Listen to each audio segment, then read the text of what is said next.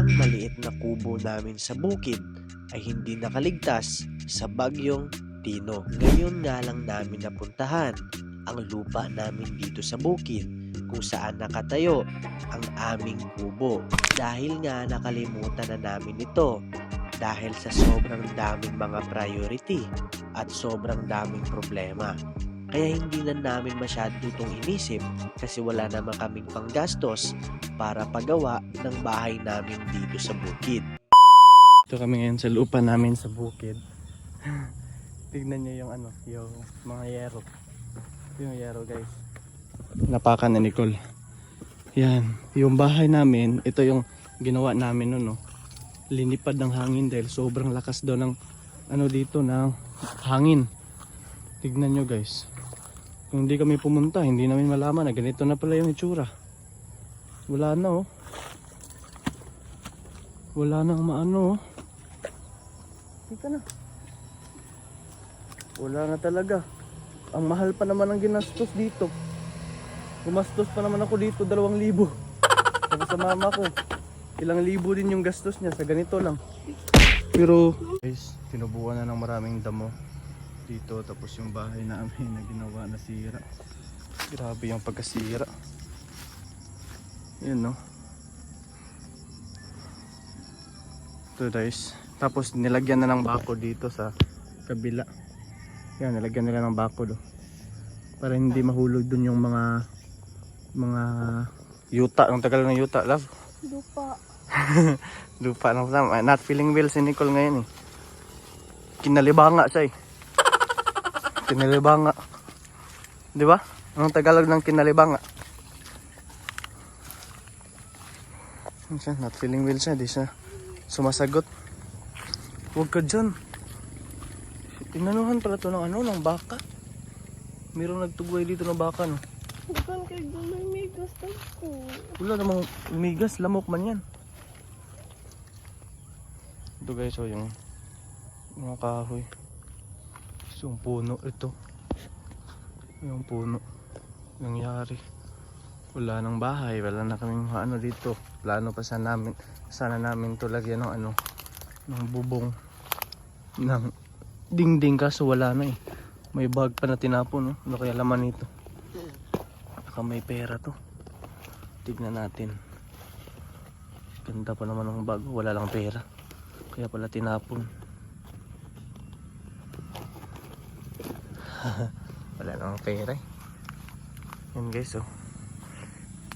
Magulat mama ko nito, papa ko, pag malaman nila na wala na kaming Tapos yung yero namin andun oh. Hindi namin alam kung saan yung sa amin dun. Wala na talaga, walang pag-asa eh. Mahirap na to itayo eh. Gabok na to eh. Tagalog ng gabok. Anong Tagalog ng gabok? Gabak. Tagalog ng gabok. Hindi na matibay eh. Hindi na to matibay.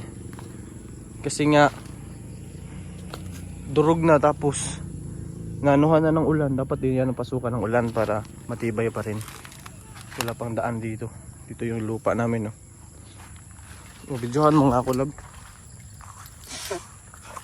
Pakita mo sa kanila kung gaano ako kapugi. Joke lang.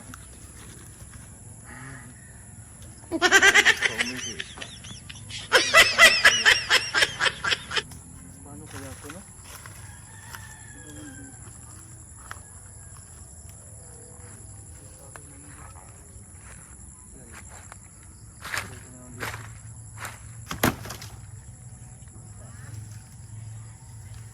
Hindi na ito makakatayo eh. Nakabakod na dun, kailangan sino nakakaalam paano yan matanggal yung mga yung mga damo na mas mabilis? Spray lang ba yan or pugutin talaga? Ay pugutin, tikasin talaga. Tara na, bis na tayo, ang daming lamok. Shoutout pala kami kina Lola Tony, Tita Marlene, Tito Joe, and Sir Carlos.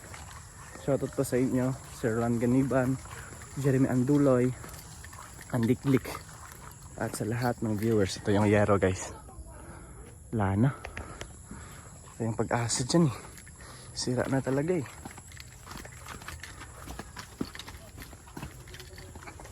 Ayan, dito na tayo.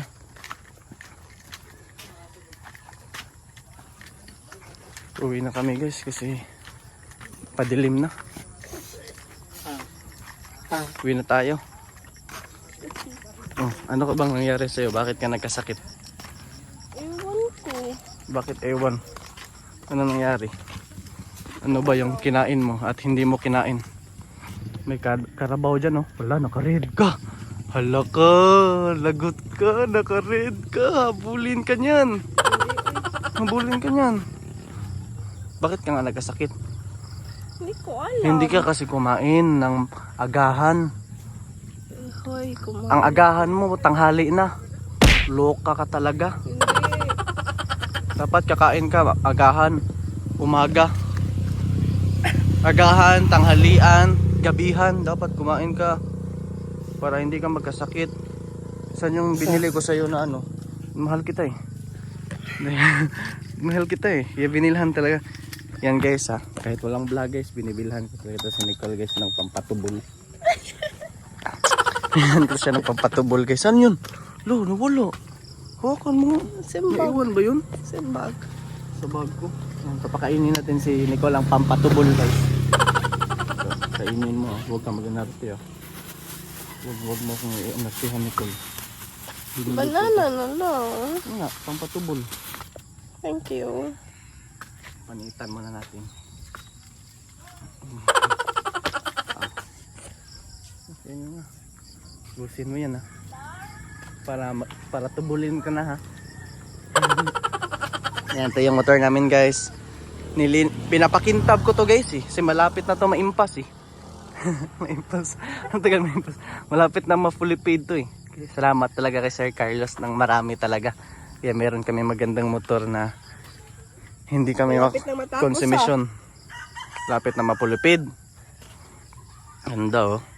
Ba talaga? Kitang kita yung mga lamok. Uwi na tayo?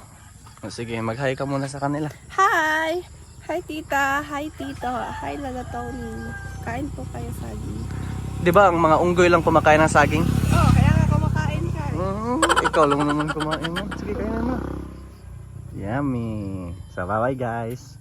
See you sa next episode namin. So, uwi na kami Nicole. Maraming lamok. Maraming lamok.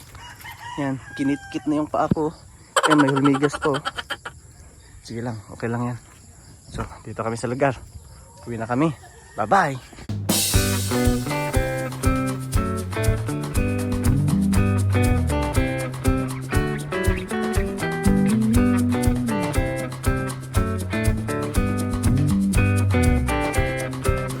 Ayan guys, pauwi na kami ni Nicole. At kailangan maghinay-hinay kasi basta yung daan, madulas. Madulas ba? Madulas ang Tagalog ng madangog may. Opo. Pasensya nyo na si Nicole guys ha. Hindi siya masiyahin ngayon eh. Malungkutin siya ngayon eh.